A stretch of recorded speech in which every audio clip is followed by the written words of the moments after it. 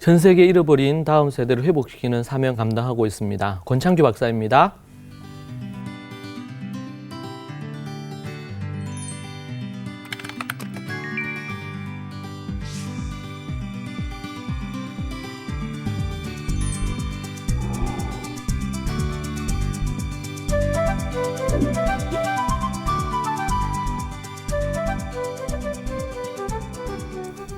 목사님. 네. 저번 시간에는 자기 주도적으로 아이를 키우는 방법을 공부했잖아요. 네네. 그럼 오늘은 어떤 주제로 또 말씀을 해주실 건가요? 오늘 다룰 주제는 책임감에 대한 부분입니다.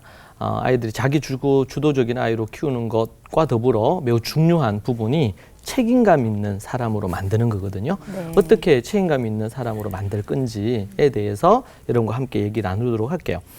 그럼 먼저는 이제 책임감이 뭔지에 대한 이해가 필요해요. 그러니까 책임감이라 그럴 때 이 사전적인 의미는 맡아서 해야 할 임무나 의무를 중히 여기는 마음. 자기에게 맡겨진 맡아서 해야 될 임무나 의무가 있다면 그것을 중요하게 여겨서 그것을 해내는 어떤 그런 마음이다.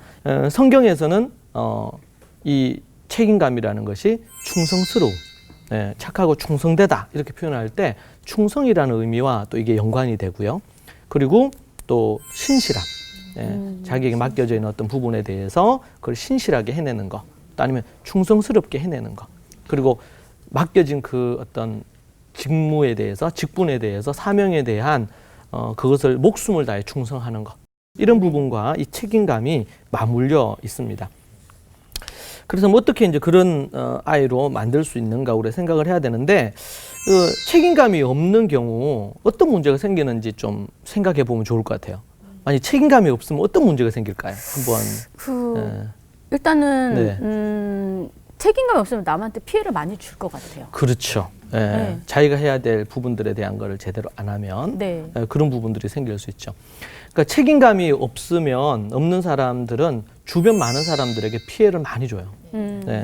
그래서 무책임하다 그랬죠. 무책임한 부분들이 만들어지는데, 근데 이 무책임함이 어떻게 만들어지느냐? 많은 부분 부모의 육아와 교육 태도에서 이게 만들어져요. 그 아이의 본인에 갖고 있는 문제도 이제 있겠지만, 어릴 때 어떻게 책임감 있는 아이로 이렇게 이제 이끌어주고 또 교육을 했느냐, 육아를 했느냐에 따라서 이 부분들이 많이 달라질 수 있거든요. 예를 들면 어떤 한 남자아이가 있다고 생각을 해봐요. 근데 얘가 이제 무책임해요. 근데 이제 성인이 됐어. 그래서 결혼을 했다. 그런데 책임감이 없어요. 남편으로서, 아버지로서. 그래 나가서 정말 처자식을 이렇게 먹여 살리기 위해서 다 열심히 수고하고 애쓰고 땀 흘리고 뭐 이렇게 안 해. 그럼 어떻게 할까요? 한 번씩 그런 가정들이 있어 보면 남편들이 그렇게 하면 어떻게 되죠? 아내들이 나가서 이제 남편 몫까지 다 해야 되는 거예요. 그렇죠. 남편도 하고 아내도 뭔가를 해도 이게 요즘 좀 각박하고 살기 힘들다 그러는데 남편이 안 해. 그럼 남편이 해야 될 걸 아내가 다 해야 되잖아요. 심지어는 어떨 때는 아내가 하는 걸로 다 부족해서 이제 첫째, 둘째부터 애들도 일찍부터 뭔가를 책임을 져야 돼. 그러니까 본인이 해야 될 걸 하지 않을 때, 그럼 뭐 똑같아요. 남편뿐만 아니라 아내, 뭐 여성이 있는데 그 여성이 결혼했는데 무책임해요. 남편이 뭐 이렇게 해주고 그 안에서 또 뭐도 하고 자기가 필요하다면 일도 하고 이렇게 해야 될 수 있는데 그런 걸 안 하고 또 뭐 예를 들면 과소비를 한다든지 이렇게 책임감 없이 이렇게 해요. 그러면은 그 가정이 제대로 세워질 수 없겠죠. 여러 가지 문제가 발생을 할 거예요. 자, 그런데 이렇게 되는 이유 중에 근본 원인이 어디에서 출발하느냐? 아이들이 어렸을 때부터 책임감 있는 삶에 대한 것을 교육받거나 훈련되어지지 않았다는 거죠. 그런 경우들이 너무 많습니다.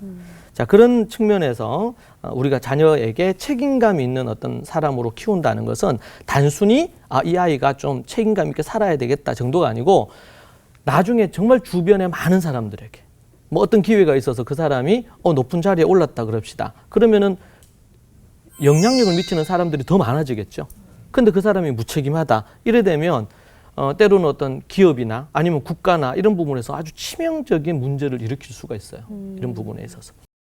자, 그럼 자녀 교육에 있어서 양육 목표 중에 하나를 자신과 아니면 자신의 행동에 대한 책임을 받아들이는 자녀로 기르는 이 부분들에 대한 것을 매우 중요하다 중요한 주제다라는 것을 먼저 인식하는 게 필요해요.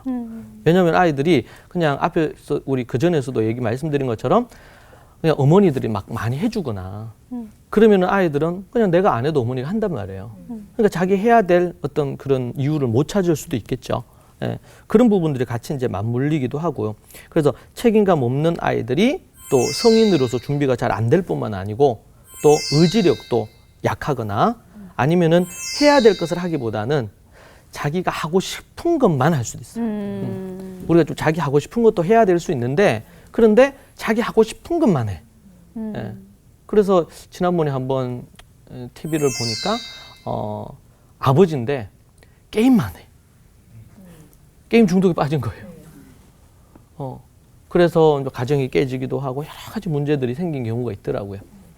그러니까 자기가 하고 싶은 것도 있지만 자기가 해야 될 것을 해놓고 자기 하고 싶은 것을 할 수 있어야 되겠죠. 그런 부분들이 필요합니다.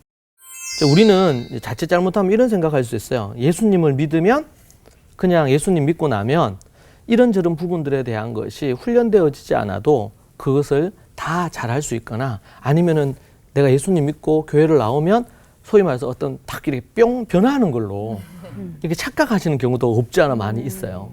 그런데 예를 들면 앞에 뭐 자기 주도적인 거 지난주에 말씀드린 그리고 오늘 다루는 이 책임감도 그렇고 이것은 알고 훈련이 계속 필요한 부분입니다. 예수님을 우리가 믿음으로 신분의 어떤 변화가 생기고 이럴 수 있는데 옛 습관, 옛 사람 이것은 여전히 남아 있을 수 있거든요. 그래서 우리가 신분이 바뀌었지만 그런 부분들에 대한 것을 내 연약한 거, 내 부족한 거 이런 것은 정말 피 흘리기까지 싸우는 죄와 싸우듯이 그런 부분에 대한 노력이 없으면 변화가 잘 일어나지 않는다. 하나님의 특별한 어떤 성령의 역사와 또 아니면은 또 깨달음, 하나님이 주신 은혜 이런 부분으로 정말 변할 것 같지 않는 부분이 변할 때도 있죠. 그런데 모든 부분을 그런 식으로 소위 말해서 뿅 변하기를 원한다. 그러면 그것은 성경적인 가치하고는 안 맞아요. 앞에서 얘기 드린 것처럼 육아나 이렇게 교육을 하면 애가 무책임한 아이로 자랄 수 있다고 얘기했잖아요. 네. 그럼 어떻게 부모가 할 때 이런 무책임한 모습으로 나타나느냐를 네. 우리가 몇 가지를 살펴보겠습니다. 네. 그 첫 번째는 뭐냐면 이제 어떤 잘못을 하거나 어떤 것을 했을 때 아이들이 그것에 대해서 부인하고 부정해요. 그것을 받아주고 허용을 하면 책임감 없는 모습으로 가요. 아이들은 어떤 부분에 잘못된 부분이 있거나 자기가 뭐 잘못한 것 같아. 그러면 방어적으로 딱 작동을 합니다. 그 부분에 대해서 자기가 문제를 어떤 일으켰거나 아니면 어떤 문제가 생긴 것에 대해서 자기는 뭐 조금만 기여를 했다든지 자기는 거기에 상관이 없다든지 자기가 한 잘못인데도 불구하고 인정을 안 하는 거죠. 그걸 부정하는 거예요. 근데 부모가 그걸 알면서도 아이가 어려서 귀여우니까 이거를 만약에 그냥 허용을 해줬다. 괜찮아. 이렇게 해줬다. 그러면 그게 한 번, 두 번일 때는 어떨지 모르지만 이게 계속 반복이 되면 아이는 진짜 괜찮은 줄 알아요. 자기가 뭔가를 잘못을 했는데도 불구하고 내 탓이 절대로 아니다. 심지어는 어떤 어머니는 이렇게 해도 되죠. 애가 막 그렇게 하면서 막 어떤 경우는 떼쓰면서 엄마한테 막 책임을 넘겨요. 그러면은 애가 뭐 어떻게 해요? 그럼 어머니가 그래 어머니가 잘못했다 이러면서 또 받아줘. 그럼 애는요 진짜 그런 줄 알아요. 그래서 일단은 부인하는 거예요. 부인. 첫 번째 부분. 근데 부인하는 걸 그럼 어떻게 될까요? 책임감 있는 부분으로 한다면 받아주면 안 되죠. 그 네가 한 거야. 그렇게 하면 안 돼. 잘못했을 때 네가 잘못했다고 정직하게 얘기하는 게 중요하다. 이런 것들을 가르치는 기회로 이걸 삼아야 돼요. 근데 보통은 그냥 때로는 귀찮아서 아니면 바빠서 뭐 이런저런 이유로 그다음에 이런 부분을 어떻게 다뤄야 될지 몰라서 그냥 그 부분에 대한 걸 그냥 덮어주거나 묻어둬버리는 경우 있단 말이에요. 그럼 이 아이는 뭔가 잘못된 게 있는데 양심이 있기 때문에 알거든요. 그럼 그것에 대해서 어떤 형태로든 이게 뭐 잘못됐으면 잘못됐다 아니면 아니다 어떻다 이게 좀 정리가 돼야 되는데 그것 없이 이게 넘어가 버렸어요. 그럼 다음에도 또 그런 상황이 생기면 어떻게 할까요? 부정하는 걸로 부인하는 걸로 또 반응을 해요. 왜? 부인했을 때 자기에게 돌아올 책임에 대한 문제가 안 오니까 이게 이제 반복이 되는 거예요. 이제 그런 부분들이 이제 매우 방어 기제 형태로 나타나는 한 가지 매우 중요한 부분이 되고, 그러니까 무책임함에 있어서 첫 번째가 자기 책임을 부인하는 거다라는 거고요. 두 번째 중요한 부분은 거짓말하는 거예요. 거짓말하는 거. 네, 십계명에도 거짓에 대해서 나오고 성경에서는 거짓의 아비는 마귀다 이렇게 얘기 분명히 나와 있잖아요. 근데 이 시대에는 거짓말을 그렇게 심각하게 생각 안 해요. 맞아요. 네, 요즘 제가 뉴스를 보거나 뭐 아니면은 이런 관련된 걸 기사를 이렇게 보다 보면 뭐 거짓말을 아예 대국민들을 상대로 거짓말하는 경우도 있어요.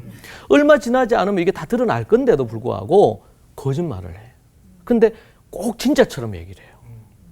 이게 매우 심각해요. 그러니까 사회 전반적으로 거짓에 대해서 이게 좀 뭐라 그럴까요? 기준이 낮다 그럴까요? 이제 그런 부분들이 생기는 것들을 볼 수 있습니다. 근데 이것은 성경에서는 거짓의 아비가 마귀다 이렇게 분명히 얘기해 주고 있고, 그리고 부모들 중에서도 아이들이 거짓말하는 거에 대해서 좀 쉽게 이제 넘어가는 경우도 있어요. 애들이니까. 그리고 또 뭐 어떤 상황에서 막 그러니까 뭐 애들 거짓말 했겠지 이러면서 자꾸 넘어간단 말이에요. 근데 이것도 한두 번이지 계속 거짓말을 하는 것이 되면 어떤 상황에서 그 위기를 모면하기 위해서 뭘 하냐면 거짓말로 그 위기를 자꾸 모면하는 것이 이미 습관화가 돼버리는 거예요. 네. 세 번째는 합리화하는 것입니다. 합리화하는 거. 잘못을 저질렀을 때 합리화할 때 주로 변명을 많이 하죠. 변명합니다. 그리고 그래서 자기가 어쩔 수 없었다. 그렇게 할 수밖에 없었다고 이렇게 정당화를 많이 해요. 네. 잘못에 대해서 정직하게 인정하고 책임을 지는 어떤 자세로 제가 그거 잘못했습니다. 이렇게 하면 이제 끝날 얘기인데 변명을 하면 이 변명은 한 트럭으로 해야 돼요. 왜 그렇게 할 수밖에 없었는지를 맞아. 얘기를 해야 돼요. 그리고 얘기하면서 자꾸 초라해져 자기가. 그런 걸 겪거든요. 그러니까 참 안타까워요. 왜냐하면 이게 비겁한 행동이고 자기 양심에서도 이게 잘못됐다는 걸 계속 신호를 보내기 때문에 그래요. 네. 그래서 합리화하기 위해서 변명을 늘어놓지 않기로 이제 딱 굳건하게 마음 가질 필요가 있고요. 아이들에게도 그걸 가르쳐 주실 필요가 있어요. 이럴 때 그것이 잘못임을 명확히 알고 그럼 어떻게 해줘야 될지를 가르쳐 주고 훈련을 시켜주는 부분들이 될 수가 있고요. 제가 이제 아이들 이렇게 교육하고 또 부모님 통해 가지고 아이들 상담을 하다 보면 이렇게 이제 변명하고 앞에 이제 얘기한 것처럼 거짓말을 하잖아요. 부인도 하고 이렇게 이제 하다 보면 어린 아이들 또 아니면 큰 아이들도 그런데 어린 아이들이 정말 그게 사실인 걸로 받아들여요.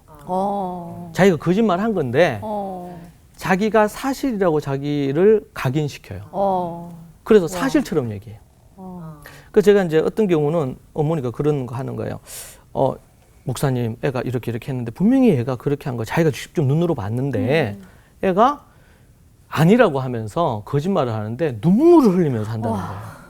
눈물을 흘리면서. 그래서 자기가 이 어머니가 헷갈리는 거예요. 자기가 분명히 봤는데 애가 막 울면서 진심으로 그러면서 이제 그런 얘기도 던지는 거죠. 어머니는 늘 자기를 안 믿어준다. 그러니까 어머니의 이제 정서까지도 이제 건드려요. 그러면 이제 과거에 그런 일이 있었겠죠, 어머니도.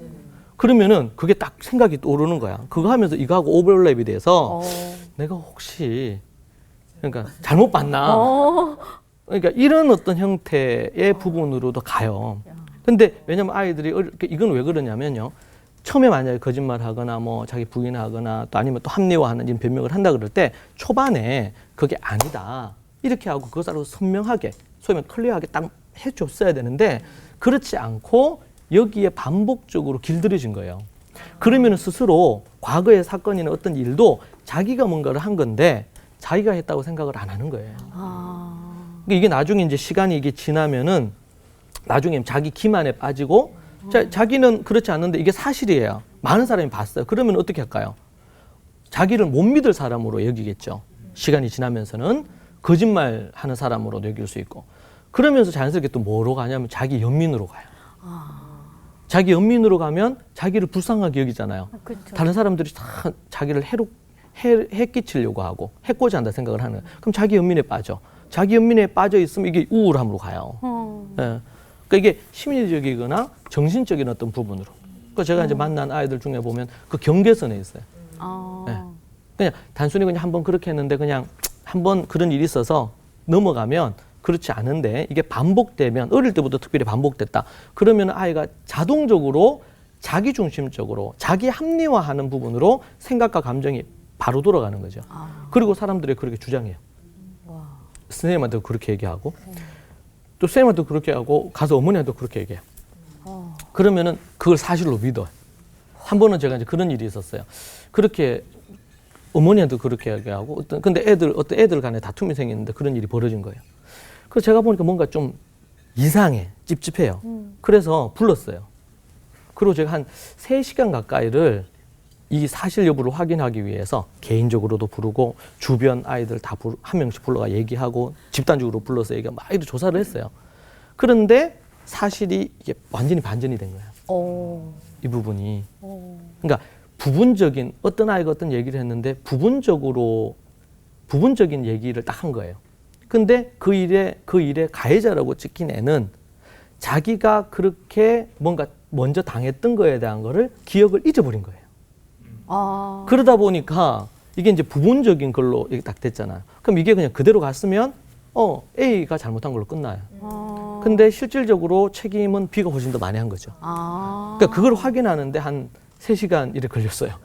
네네. 그러니까 왜냐면은 일일이 다 확인을 하면 뭔가 찜찜한 게 있잖아요. 근데 왜 그런가? 이걸 살피다 보면 그런 게 다 나오거든요. 이게 합리화하는 것들이 앞에 것들과 같이 연관을 해서 이게 반복이 될 때 매우 심각한 문제가 되고요. 그래서 아이들이 이제 그럼 어떻게 할까? 애들이 어떤 부분에 대한 걸 했을 때 변명을 한다. 그러면은 네가 그렇게 하는 것이 변명인데 그것이 좋은 것이 아니다. 그렇게 하면 안 된다. 네? 결과적으로도 어머니 내가 이렇게 잘못했어요. 용서해 주세요. 그러면 끝나요. 그렇죠. 그런데 그렇지 않고 계속 변명하고 막 이렇게 하다 보면 결국에는 더 큰 벌을 받아요. 네. 모르는 거예요. 어리석어서. 그러니까 그럴 때 그런 부분에 대한 것도 설명을 해주고 자기 합리화를 하는 부분들을 하지 않도록 훈련시키는 것이 필요하다. 네. 너무 중요한 요소입니다. 그리고 마지막 이제 네 번째로는 책임을 전가하는 거예요.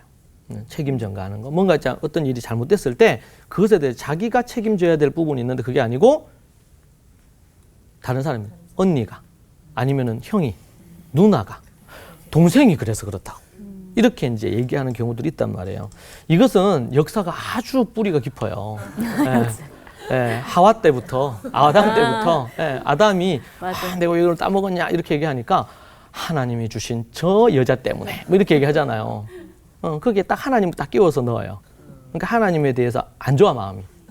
저 여자만 안 줬으면은 내가 이런 거 안 따먹고 잘 했을 건데 이렇게 얘기하는 거죠. 네, 그런 거죠. 줄 때는 뭐 내 뼈 중에 뼈 이렇게 얘기해놓고는 그렇게 딱 변하는 거예요. 남자들이 그럴 수 있어요. 그러니까 책임을 전가하는 거죠. 아담도. 그러니까 하와도 그렇죠. 그렇게 아담이 하니까 얼마나 속상하겠어. 남편이 그렇게 해야 되니까. 뭐 그럴 때는 어떻게 제가 잘못했습니다. 제가 그 땀 먹자 할 때 그거 땀 먹지 말자 했어야 되는데 제 책임이 큽니다. 이렇게 얘기하면 아내도 보고도 되고 책임지면서 이게 되는데 책임 전가했죠. 그러니까 하와도 어떻게 해요? 자기도 질세라. 자기 질세라 얘기하잖아요. 저놈의 뱀이 난 안 먹으려고 했는데 저놈의 뱀 때문에 먹었다고. 그러면 자꾸 책임을 자꾸 전가하는 거예요. 서로 자기가 뭐 예를 들면 10% 20% 잘못하고 누군가가 80% 잘못했다 하더라도 자신의 그 10% 20%를 인정하는 게 필요해요. 아멘. 왜냐면 다 드러나게 돼 있어요. 어떤 형태로든 그런 부분들이 있습니다. 그래서 아이들에게도 자신의 잘못이나 실패에 대한 어떤 부분이 있을 때 책임을 애들은요 모든 사람들이 내가 잘못했다고 하는 것으로 여길 수 있어요. 그리고 아이들이 그런 사고 방식이 개발될 수 있어요. 근데 그럴 때 책임 전가를 해. 그럴 때 만약에 누가 이제 예를 들면 책임 전가한다고 합시다. 그렇게 얘기할 때 이제 어머니가 어떻게 하는 거예요. 예를 들면 뭘 깨트렸다. 그럼 자기가 이제 깨트렸다고 하면 되죠. 어머니 제가 깨트렸는데 제가 잘못했어요. 제가 너무 이렇게 조심성 없이 뭐 그렇게 했다. 이렇게 얘기되면 그냥 끝나는 거예요. 아니면 또 어머니한테 책망 몇 마디 들으면 끝나요. 그 어떤 경우는 이렇게 얘기해요. 동생이 그랬다는 거예요. 동생이. 아니면은 자기는 그냥 지나갔는데 그냥 넘어졌대. 그런 얘기하는 경우 꽤 많아요, 애들, 어린 애들 같은 경우는. 예. 그렇게 얘기를 했는데 어떤 경우는 알면서도 그걸 많이 받아줬다. 그러면 다음부터 위기를 그런 식으로 책임을 누군가에게 전가하거나 사람에게 전가하거나 아니면 어떤 물건에게 전가하는 것으로 이걸 모면하려고 한단 말이에요. 그럼 어른이 돼서는 그게 없어질까요? 그렇지 않아요. 어떤 프로젝트 했는데 문제가 생겼어요. 자기가 잘못한 게 있을 거면 잘못한 걸 인정을 해야 되는데 그게 아니고 내 부하 직원이나 아니면 누군가에게 떠넘기려고 한단 말이에요. 그게 관계에 문제도 생기고 여러 가지 문제가 발생을 하겠죠. 이제 그런 부분들처럼. 그래서 그런 부분이 있을 때 그렇게 하면 안 된다는 걸 얘기해주고 그런 경우에는 이렇게 해야 된다고 설명을 해주고 말을 해주는 게 필요해요. 그러면은 그 부분에서 딱 끊어지겠죠. 아, 이게 소위 말해서 안 먹히는구나. 내가 이렇게 해도 이게 안 통하는구나. 그럼 그다음부터는 안 해요. 근데 이게 한번 통했잖아요. 그럼 계속 그걸 밀고 나가고 그게 반복이 됐어. 습관이 돼버렸어. 그러면은 무조건 그렇게 밀어붙이는 거예요. 그리고는 어떤 경우는 정말 울어요. 울면서 자기 왜냐면 그거는 좀 심각하게 간 거예요, 이미. 그래서 그걸 우리가 조심해야 됩니다. 그리고는 감정적으로 또 조정을 해요. 앞에서 말씀드린 것처럼 이렇게 했는데 어머니한테 안 먹혀. 그러면은 어머니가 그때 지난번에 어떻게 했는 과거 것 끄집어내요. 그러니까 어머니의 양심을 두드리는 거죠. 그래서 현재 요 문제를 피해 가려고 하는 거예요. 네. 그럴 때 결코 그 페이스에 말려들면 안 된다. 애들이 더 완전히 똑똑한 거예요? 아니면 이게 뭐예요? 명확한 애들도 많고, 야, 그리고 이제 애들이. 자기 보호를 위해서라면 어떤 수단과 방법도 다 동원을 해요. 그거를 부모가 안 가르쳤는데 죄인으로 태어나서 그래. 그러니까 배우지도 않았는데. 그렇죠. 죄된 그걸 갖고 있기 때문에 그렇기 때문에 그런 걸 이용을 하는 거예요. 그러니까 그럴 때 어떻게 해요? 어릴 때 그걸 딱 끊어주면 이거를 써봤자 도움되는 게 없구나. 이렇게 딱 알아야 되는데 이게 도움이 된다 싶으면 계속 가져와서 쓰고 또 개발도 시키겠죠. 더 커지겠네요. 버전 2, 버전 3를 만들어가지고 어떻게 하면은 상대가 딱 굴복하는지 어머니가 굴복하는지 선생님이 딱 그렇게 하는지를 한단 말이에요. 그게 처음에는 부모고 뭐 선생님한테 하지만 나중에 사회에 나와서 다른 그렇죠. 사람들한테 동일하게 전방위로 그렇게 쓸 하죠. 수 있겠네요. 결국 나중에는 자기 인생이 망하게 돼 있어요. 그러니까요. 이런 책임 전가나 이런 어떤 방어적인 부분으로 하게 되면 그래서 성경에서 어떻게든 정직함이 결국에는 아멘. 당장에는 손해 아멘. 보는 것 같아도 아멘. 그게 필요합니다. 아멘. 그래서 아이들에게 그걸 우리가 좀 잘 권면하고 가르치는 게 필요하다. 그런 아멘. 생각이 좀 듭니다. 네, 오늘도 유익하셨는지 모르겠어요. 네. 앞으로 계속 이 부분들에 대한 거 우리가 좀 계속 좀 살피도록 그렇게 하겠습니다. 오늘 경청해 주셔서 감사합니다.